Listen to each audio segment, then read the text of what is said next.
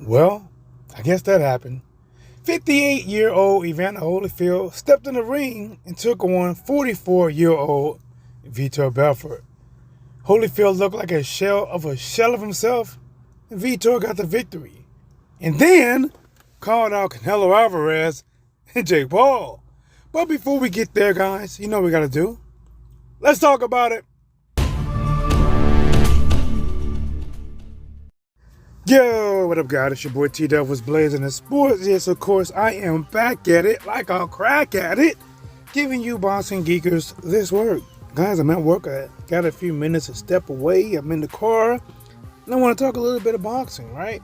So, Evander Holyfield stepped in the ring, took on Vitor Belfort. Not just stepped in the ring, a old fighter who's been out the ring for years took a fight on short notice.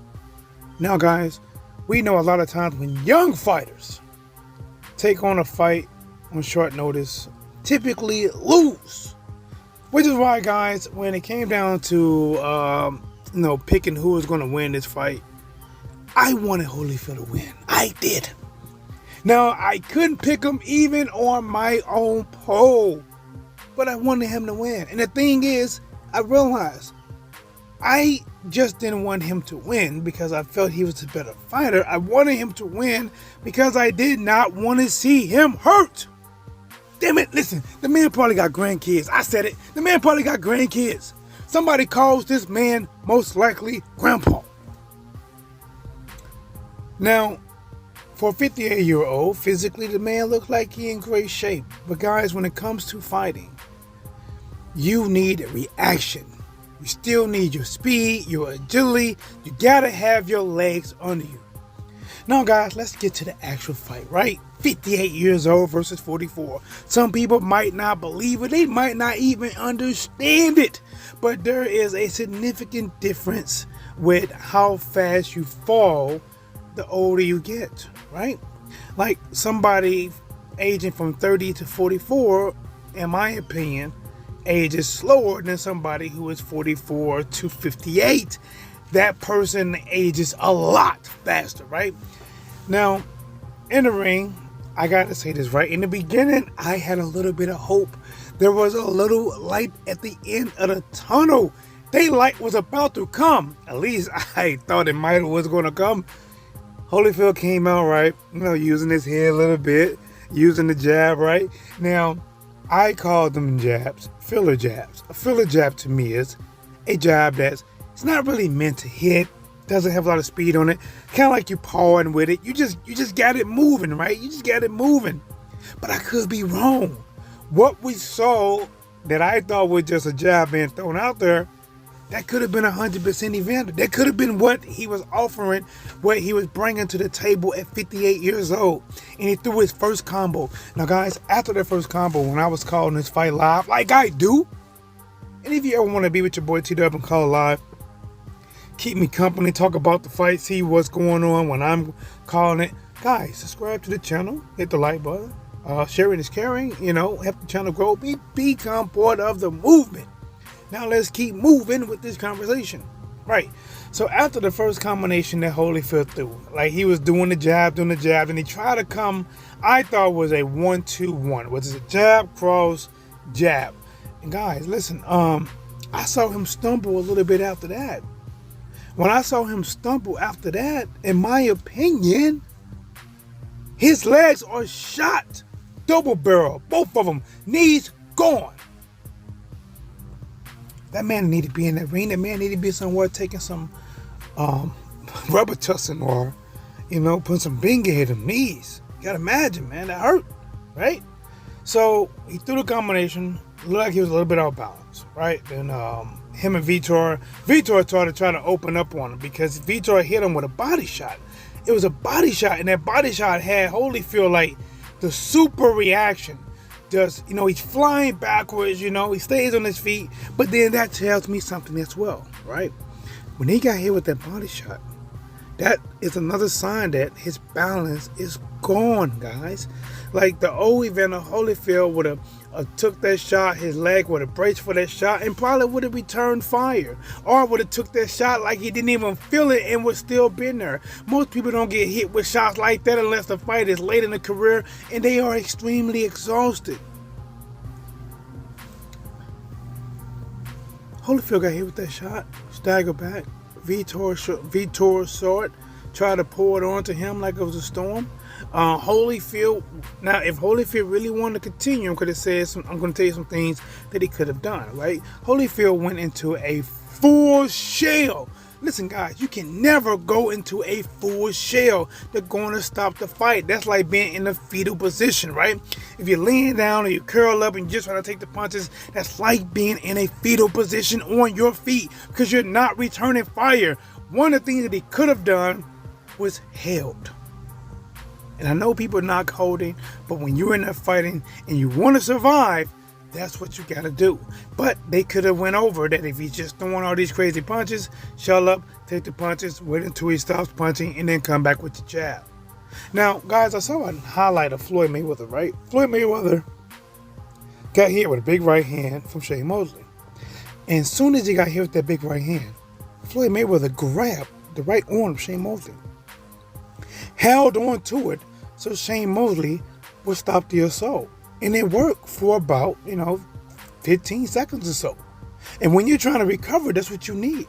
Well, guys, he attacking Evander Holyfield, trying to throw these shots, and he comes with an overhand left. Now, I got to say this, man. The combination that he threw, I actually like that combination. Like, wow, that's pretty cool. So he's in the southpaw position. He does an overhand left. Holyfield, because he's in the shell, he blocks it, mostly blocks that left, and then Vitor steps over to the right and then throws a left uppercut. So overhand left uppercut, and I don't know if he came with the right hook or not, but the left uppercut put him down, knocked him back again. Before he got back on his feet, referee, I knew then, was showing signs that, he was worried about Evander Holyfield, because he told Holyfield, hey, he's coming, are you ready? Are you ready? He's coming. Are you ready? Holyfield said yes. Vitor is coming. Throwing shots. Some of the ones up top getting blocked. Digging free, shots to the body. Both sides of Holyfield. Then he's trying to work the double uppercut and gets the left one in. Bam! Knocks Holyfield head up. Referee jumps in, stops it. Holyfield thinks it's a short stoppage. Now let me give you my thoughts on that. This Holyfield, not the Holyfield, but this referee did not want to be the referee that allowed a legend to get killed or hurt or knocked out on his watch. He'd rather take the criticism, if any came with stopping it early, than allowing it to go to a point where it would have been something that's extremely shameful would have happened to such a great a Hall of Fame fighter like Evander Holyfield. He's just not himself anymore. Now, guys, let's get to the kicker, right? Right? Field goal, soccer, whatever you want to do. Let's get to the kicker, right? After Vitor won, Vitor is celebrating this win as if he just won a Super Bowl, right? He is celebrating. He is like, rah, yes, rah, right? He is just ruined, right? He got this victory. He just beat Evander Holyfield, right? He's even said, you see what I did to Evander? I'm like, listen, bro, you don't get brownie points for beating a 58-year-old man. I'm just being honest. You don't get brownie points from that. This man that you fought did not have a proper count. He's 58 years old, don't have his balance, took the fight on short notice, and he lost. You don't get brownie. How does beating a old Holyfield promote you up to fight Canelo Alvarez?